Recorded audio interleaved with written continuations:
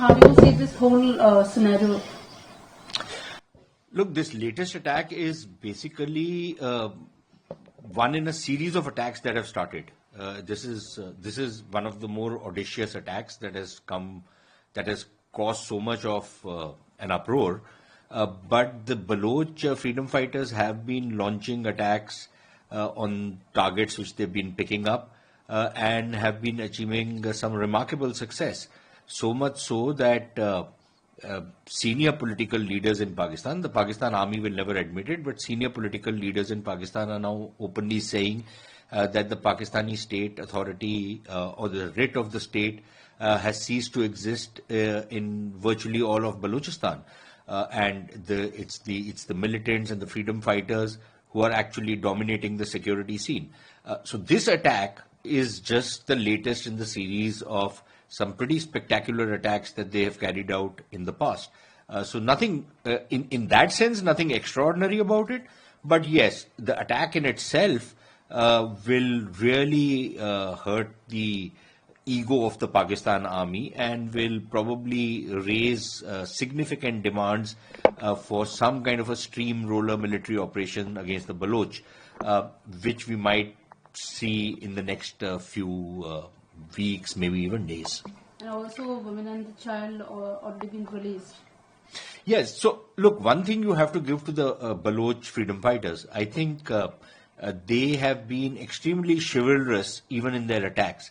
Unlike the Pakistan army, or even for that matter, some of the Islamist groups who attack women, children, old people, people who are innocent, the Baloch are very, very particular about whom they hit, whom they attack. They can always be collateral damage, but they normally, there's been no case where they've been killing women and children, no case where they've been killing any elder person. So they have been very chivalrous in that count.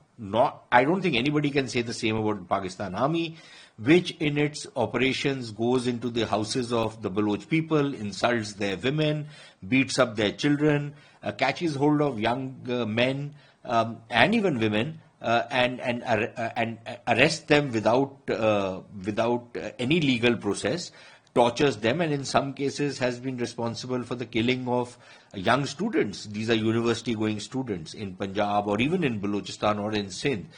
They are picked up from their hostels and tortured, sometimes released, sometimes they disappear forever, and other times they are killed in cold blood and their bodies are thrown to make an example of them. So we've not seen the Baloch do this. They have attacked who they call agents of the Pakistani state and whom they consider to be legitimate targets. That sometimes includes the Punjabis who are settlers in Balochistan, whom the Baloch consider to be agents of the Pakistan government. So they have been some of those attacks against people who are not really combatants, but the Baloch have always claimed that these people act as spies, which is why they are targeted. So that is the kind of nature of warfare that is taking place in Balochistan right now. Pakistani military intervene, all hostages will be executed. I think the possibility that the Baloch might actually start executing all the hostages cannot be entirely written off. I think that is pretty much on the cards. In part because of the kind of anger there is in Balochistan among the Baloch rebel groups to the kind of high-handedness that the Pakistan army and the kind of operations that the Pakistan army has been conducting. Now, sometimes, these kind of threats are made that we will kill all the hostages if you don't, if you carry out any operation against us or if you don't meet our demands. But this could also be seen as some kind of a negotiating stance, to get some kind of negotiations going to get whatever people you want to release. But also remember that operations like the one which is currently underway in this train case, these people who go into these kind of operations are ready to die. So in a manner of speaking, they have nothing to lose. And if in the process of sacrificing their life for what they believe is the cause of independence of Balochistan, they make a horrible example of the people who are their hostages and execute some of them or many of them or all of them. I wouldn't entirely rule that out, but we'll have to wait and see. Probably by tomorrow, the situation will become clearer. Corner for the Balochistan, and what will be the consequences after this whole incident? Look, I think the Baloch are not looking for our sympathy or us having a soft corner. I think in India there is some smug satisfaction that the Pakistanis are getting a taste of their own medicine. The kind of butchery and the massacres and the killings and the rapes and the murders that Pakistanis and their proxies in Kashmir or even in Punjab for that matter have done, or the kind of bomb blasts which we have seen in places like Mumbai and other parts of India, all traced back to Pakistan.